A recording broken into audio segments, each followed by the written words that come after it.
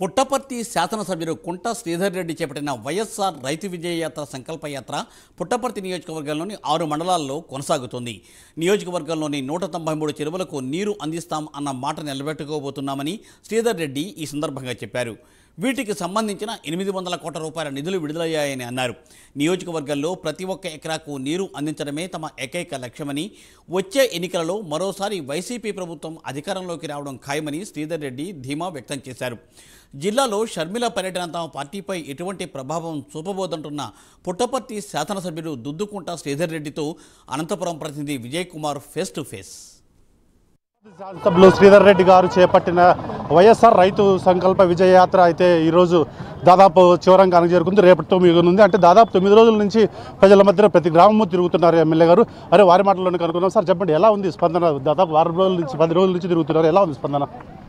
ప్రజల్లో విశేషమైన స్పందన జగన్మోహన్ రెడ్డి గారి మీద, వైఎస్ఆర్ కాంగ్రెస్ పార్టీ మీద, ముఖ్యంగా మేము లోకల్గా చేసినటువంటి చాలా అభివృద్ధి కార్యక్రమాల మీద ప్రజలకు ఒక పాజిటివ్ వైబ్రేషన్, ఒక పాజిటివ్ సంకేతాలు మనకు తెలిసిపోతూ ఉన్నాయి. స్వచ్ఛందంగా వాళ్ళే వచ్చి కలిసి పాదయాత్ర, చాలామంది పాదయాత్ర చేస్తూ ఉన్నారు. దీన్ని బట్టి మనం గమనించాల్సింది ఏంటంటే, జగన్మోహన్ రెడ్డి గారు ప్రవేశపెట్టినటువంటి అనేకమైన సంక్షేమ పథకాలు, అభివృద్ధి పనులు రాబో రోజుల్లో ఖచ్చితంగా జగన్మోహన్ రెడ్డి గారిని రెండోసారి ముఖ్యమంత్రిగా చేసుకోవాలని చెప్పేసి ప్రజలు గట్టిగా సంకల్పం చేసుకున్నారని చెప్పి తెలియజేసుకుంటా ఉన్నాను. అలాగే అంటే ఈ పాదయాత్ర వల్ల కేవలం రైతులను కానీ ప్రజలను కానీ మభ్యపెట్టడానికే చేస్తున్నారని చెప్పి ప్రతిపక్ష అంటే పుట్టపర్తి తెలుగుదేశం పార్టీ ఇన్ఛార్జ్ పల్లె రెడ్డి గారు ఆరోపణలు చేస్తున్నారు. నేను ఈ సందర్భం మీకు ఒక చిన్న విషయం చెప్తాను. 2017 సంవత్సరం డిసెంబర్ 19వ తారీఖున గౌరవనీయులు జగన్మోహన్ రెడ్డి గారు ఆ రోజు ప్రతిపక్ష నాయకుని హోదాలో పాదయాత్ర మొదలుపెట్టి మారాల రైతు సదస్సులో మేము ఆ రోజు ఈ ప్రాంతంలో ఉన్నటువంటి రైతాంగం, నిత్య కరువులతో ఇబ్బంది పడుతున్నటువంటి రైతాంగాన్ని ఆదుకోవాలనే సదుద్దేశంతో మేము మొదలుపెట్టిన 193 చెరువులు, ఆ 193 చెరువులని నింపాలనే కార్యక్రమంలో ఈరోజు వాస్తవ రూపం దాల్చింది. 2019 అధికారంలోకి వచ్చిన తర్వాత 2 సంవత్సరాలు కరోనా ఇబ్బందులు, కరోనా కష్టాల వలన మనం కొంత ఇబ్బందులు పడ్డాం. ఇప్పుడు బ్రహ్మాండంగా 864 కోట్ల రూపాయలతో పరిపాలన అనుమతి తీసుకొని వచ్చాం. ఎందుకంటే మా ప్రాంతంలో ముఖ్యంగా రైతులు కొన్ని వేల కుటుంబాలు వలసలు పోయినాయి. ఆ వలసలు అరికట్టి ప్రతి రైతు బ్రహ్మాండంగా పంటలు పండించుకోవాలంటే సాగునీరు ఉండాలి. రైతుకు సాగునీరు అనేది వెన్నముక్క లాంటిది.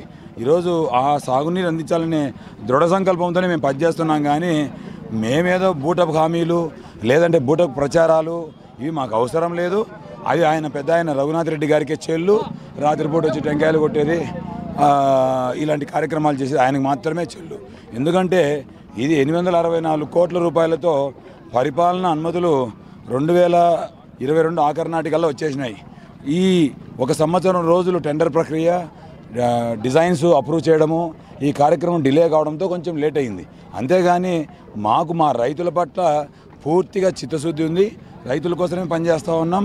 రైతులకు ఇది జీవనాడి లాంటిది ఈ ప్రాజెక్టు 193 చెరువులు అనేది. ఎందుకంటే దాదాపుగా లక్ష ఎకరాలు పైచీలకు రైతులకు 1,00,000 ఎకరాలకు నీళ్ళు ఇవ్వాలనేదే మా సంకల్పం. ఎందుకంటే ఈరోజు మనం చూస్తూ ఉన్నాం, ఎక్కడ చూసినా కూడా నీళ్లు లేక చాలామంది రైతు పంటలు పెట్టలేనటువంటి పరిస్థితి. ఈరోజు అలాంటి పరిస్థితి నుంచి బయటికి తీసుకురావాలనేదే మా సంకల్పం. అంతేగాని ఏదో ఎన్నికల కోసమో ఇంకొకటో అనేది మాకు అవసరం లేదు. అలాంటి అవసరాలు మాకు లేవు. మా నాయకుడు రాజశేఖర రెడ్డి గారు కానీ, మా జగన్మోహన్ రెడ్డి గారు కానీ మాకు నేర్పిలు అట్లాంటివన్నీ. గత 4 సంవత్సరాల నుంచి కేవలం కేంద్ర ప్రభుత్వం నిధులతోనే జిల్లాను డెవలప్ చేశారో తప్పిస్తే వైసీపీ ప్రభుత్వం నిధులు అయితే ఏమీ లేవు, ఎక్కడ అభివృద్ధి జరగలేదని అయితే అంటున్నారు సార్. నేను ఒక చిన్న విషయం చెప్తా. కేంద్ర ప్రభుత్వ నిధులు తెచ్చే యోగ్యత నీకుందా? నువ్వు ఏడాడని తేగలిగినావా?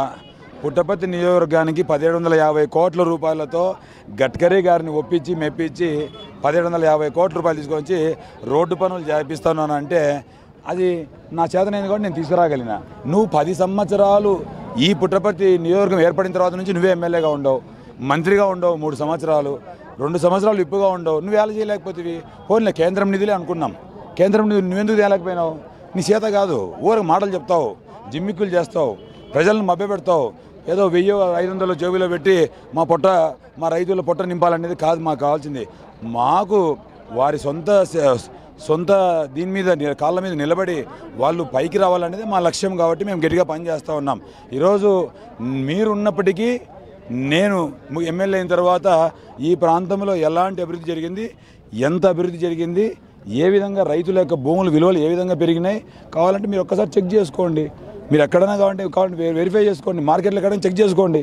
2019 డిసెంబర్ 23 నాటికి, అంటే ఎమ్మెల్యే రఘునాథ్ రెడ్డి ఓడిపోయిన నాటికి ఎంత రేట్లు ఉన్నాయి, శ్రీధర్ రెడ్డి గెలిచిన నాటి నుంచి ఈ రోజు వరకు ఎంత రేట్లు పెరిగినాయి చెక్ చేసుకున్నాం. నోషనల్ వాల్యూ కావచ్చు, కానీ రైతులకు లేదంటే చిన్న 2 సెంట్లున్నా 5 సెంట్లున్నా 10 సెంట్లున్నా పేదవాడికి అది పెద్ద రేటు పలికి ఇప్పుడు వాళ్ళ కుటుంబాలు సంతోషంగా జీవించే క్రమము, ఆ ఆర్థిక మెరుగైన పరిస్థితి మేము తీసుకురావడం జరిగింది.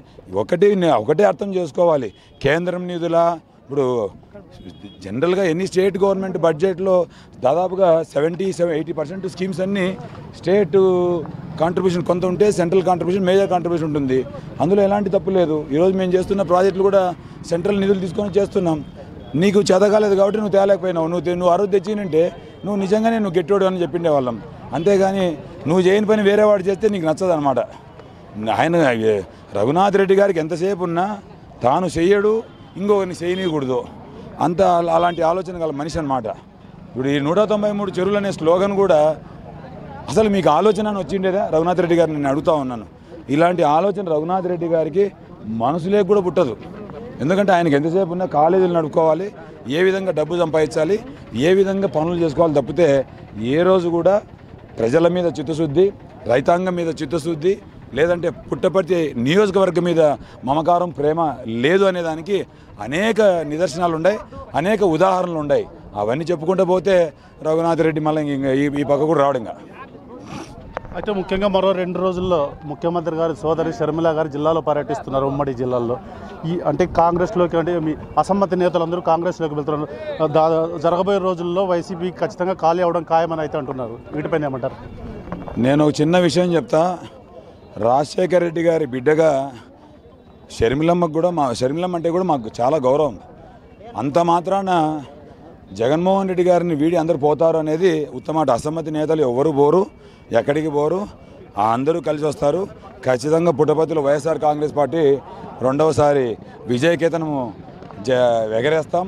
ఖచ్చితంగా ఈ ప్రాంతంలో బ్రహ్మాండంగా వైఎస్ఆర్ కాంగ్రెస్ పార్టీకి పూర్తిగా పట్టు ఉంది అనేదానికి ఈరోజు జరుగుతున్నటువంటి పాదయాత్ర నిదర్శనం.